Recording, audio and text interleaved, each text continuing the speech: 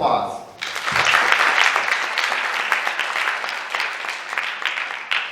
So hopefully most of you shook my hand or my hand shook your hand. I'll come back and shake other people's hands.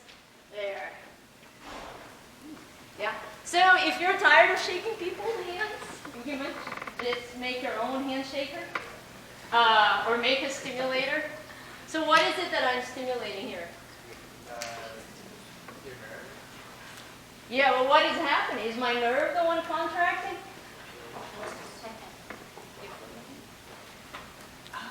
One for the camera. One for the camera. So, Ouch!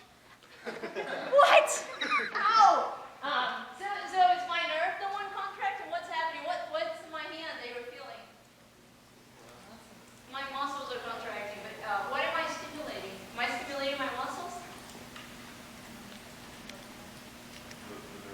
The nerves, yeah. So a lot of what you're going to hear today is based off of this. So I like shocking myself, but also shocking other people since I was a kid. So that's what my parents say, that I put my hands in the outlets or get wires to put in the outlets to shock myself. So I've been doing this my whole life, but sometimes we use it for cool reasons. So Sharon is a student in my lab. She's been working with me for a year and a half now. She's absolutely the best programmer I have, and she'll present to you the first 15 minutes of the talk, and I'll present to the last 15 minutes with more of those things that are on the doc cam. I hope everybody can see here. These are photos that she actually took of our lab. And for the end of the talk, you're going to see pictures of all the people who work with us, so high school students, undergraduates, and graduate students. So I hope you enjoy and throw questions at us if something doesn't make sense or you want us to go slower. Okay, I also move fast, so go for it, Sharon. Should I use the microphone? Yes, please. Oh, darn, I forgot to use the microphone. That's okay. Please use the microphone. All right. Okay, hi. So as Nathalia said, I'm Sharon, and I've been working with Nathalia since last summer. Today I want to talk to you about the experiments and projects that we do in the lab, and some of what I've been doing. Before I start, I want to let you all know that I have low vision, so I may not, if I don't notice you, if you raise your hand, just know that I'm not ignoring you. It's probably because I can't see you. This is an overview of what I'll be talking about, so let's get started. So first I wanted to start with a general introduction to a neural network, and so I have a question. Does anyone know how many neurons there are in an average human brain? Like, or take a guess, like hundreds, thousands, billions? What? Trillions? It's a little less, actually. Any other suggestion? There's another suggestion on the other side. Another answer? No? 100 billion. 100 billion. Okay, 100 billion is pretty close. It's around 86 billion neurons in the human brain. And one of the unique characteristics of neurons is their ability to communicate with multiple other neurons to the formation of synapses. So one neuron can form up to like 1,000 or 10,000 synapses. And this is something very unique about neurons, and this is kind of what we study in the lab.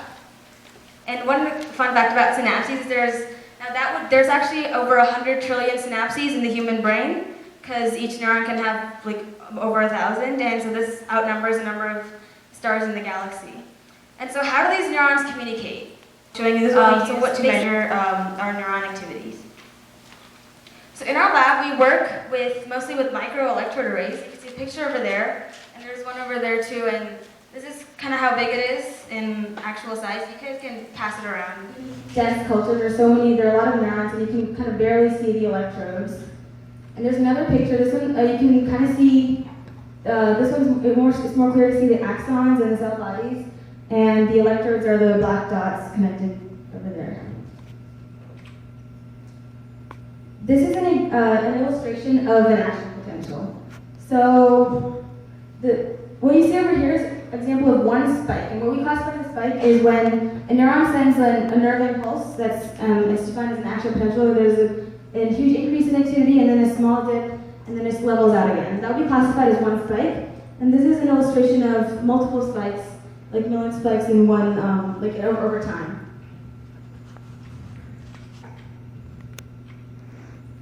So this is a multi-channel system, and this is what we use to do our experiments and like record the activity of these neuronal cell cultures. After we've cultured the cell in the array, it takes around 2 to 3 weeks for these neuronal cultures to show activity. And by activity, I'll be showing you a video of what that would look like, but it's when they start spiking spontaneously. If they're at like the first few weeks, first 1 or 2 weeks, we won't see as much, and like around 21 days old, they'll start showing some spontaneous activity, and that means that they're ready for our experimentation. This is a short video of how, these are 8 channels on the electrode, so this would be, each box would represent 1 electrode. And this is an example of how spontaneous activity and spiking activity would look like. So you can see that there's frequent bursts and spiking in each of these channels. And another, that indicates that that electrode is picking up some neuronal activity. And another important characteristic is that they're spiking. So most of the channels are spiking at like around the same time. And that's an indication of strong connectivity between these neurons. I mean that they're talking to each other. So we call that like synchronized bursting and spiking. This is a raster plot. How many of you have like heard of raster plots or seen it before? How many have not? Okay, so then I'm going to put it here. So this is basically, the rows represent each channel, so each electrode we're getting a recording from, and each line represents a spike, a neuronal, like a spike that we got from the neuron, and so like an action potential. And you can see that some of these are less active than others. That's what we would call it, because and this could be for many reasons. Either the placement of the neurons on the dish, or like some electrodes may not be functioning as well, or the neurons do not get attached as well in certain parts. So you can see over here. So which one? Can everyone read the channel names? Kind of SPK. So what would you say? Like, does anyone volunteer? What would you classify as the most active channel here? Go ahead. Yep. Because why would you say that? It looks more fuller in terms of like where the... Yeah, there are more lines on which indicate that their neurons spiking more frequently, which indicate that's a pretty active channel.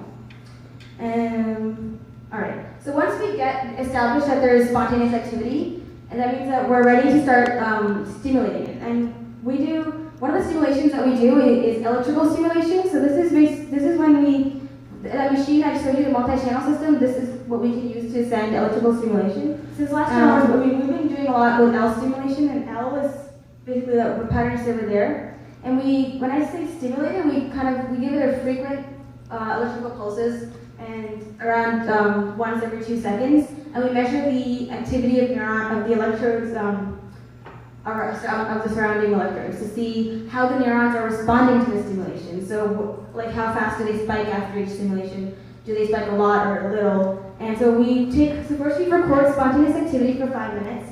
Then we give it a low frequency probing stimulation for, this is the one that we give it every 2 seconds. And after we record this for 5 minutes, then we give it a high frequency training stimulation, which is called tetanization. And this is basically what we're trying to train or teach the neurons by giving it by stimulating the same electrodes but at a much higher frequency, around 250 hertz. And we do this for around 90 seconds. And then we do probing stimulation again and record the activity, and to see if the neurons respond differently now. Do they respond faster, or do they respond with more spikes after the training stimulation? So once we get all these, and then we do a final spontaneous activity recording. So once we get all this data, we compare the post to the post as in post-tetanus, the post-training and pre-training, and see if they're, and I'll show you later what we can do with this data. Does anyone know why we would try, we recently started trying random electrode stimulation. So, does anyone know why we would like to try doing that? Random electrode as opposed to just L-stim? Or why? Basically, because we want to know where we put the stimulation, and it matters. Like, if the electrodes are closer together, will the stimulation pulse give a stronger, evoke a stronger response from the neurons, or if it doesn't matter where we place the electrodes. Even if we place it further away and they're not actually close together, will the neurons still respond the same? So we don't have preliminary data right now, so we don't, as of now, we don't see much of a difference, but we're still doing tests on this. While we're stimulating it, this line, this straight line you see in each of these channels, that represents the moment we give it a stimulation pulse, and everything you see after is the neuron's response to it. So you can see that some channels are responding more than other channels by having like higher spikes, and so this would be kind of how it looks like when we stimulate it. So in addition to electrical stimulation, which is what I just told you about, we also have a machine that we can use to do optical stimulation, which is basically stimulating it with light. And this machine, so this is where we would, inside over there in a circle, that's where we would place the LED light, right on top of, so it's right above the MEA, which would go on the bottom, in the center of that blue box you see over there. And this, so we can send it, basically we shine a strong LED onto like the center or wherever, we can actually place it wherever we want on the array. And we do this kind of like similar we do electrical stimulation by giving it a certain frequency of light stimulation and recording the activity and seeing how they respond. And the only difference is that we don't send it to the MEA, we send it through a light simulation. So this, and potential like applications of, this field is it's called optogenetics, and the potential applications of this is it could be used to treat neurological diseases such as Alzheimer's and Parkinson's by trying to, by optically stimulating brain cells. And I'm going to show you a video that was taken around like a few weeks ago. Alex, is a grad student in our lab who is working on optogenetics. And this is one of the, after he did an optical stimulation, he took a post-stim recording, it's a spontaneous activity, and we noticed something pretty interesting as one of the channels was showing a lot of activity. And so,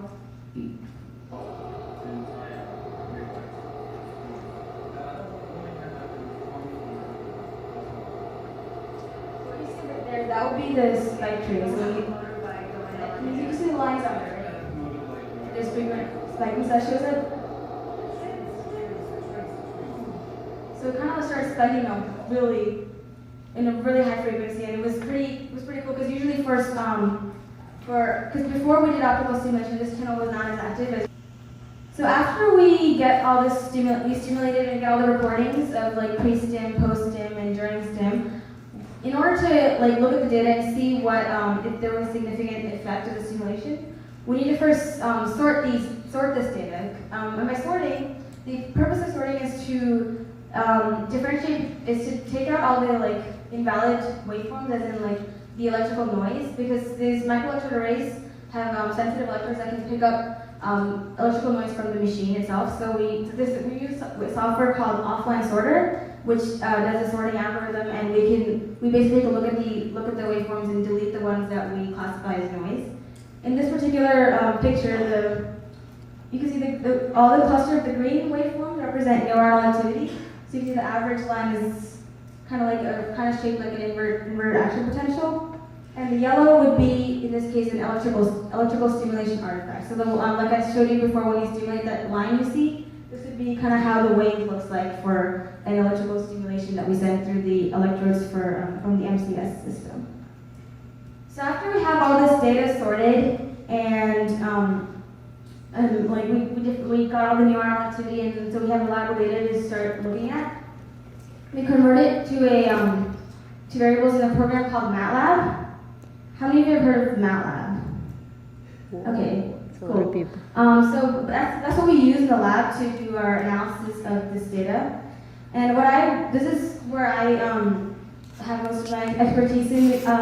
I'm interested in computer science, and I was interested by MATLAB, and I learned it last summer and started working on creating a graphical user interface that would make it easier to analyze this data. And this is a kind of a screenshot of how it looks like, and I'm not going to be explaining it too much in detail right now, but if you, this is basically what I created so that to create a good visual representation of the electrodes and the activity so that users can just open this program, click on the data file, and this program will analyze everything for them, make graphs and data tables, so that we can easily look at the data and see if there's any sort of significant results. And if you'd like to know more about the analysis methods I used, just talk to me after, contact me via email. And another project I worked on is creating a heat map. This is kind of how that looks like. This I worked on in the past few months, and this kind of, the green electrodes show where we did a simulation, and the rest of it, what it does is compares pre and post data, like pre and post training, and sees if how much of an increase there was in neuronal response to stimulation after we did the training. So it basically takes the post frequency and pre spike in frequency and takes a ratio, and like the more red it is, that means the more significant increase there was, and if it's towards the blue side, that means that there was a decrease in activity. So this is mainly to localize the effect if it was different, if there was more increase in certain electrodes, or if the stimulation site mattered, like is it more red near the stimulation site, or like to see if how this affected individual electrodes. And so that's what this program really did. That's so any questions?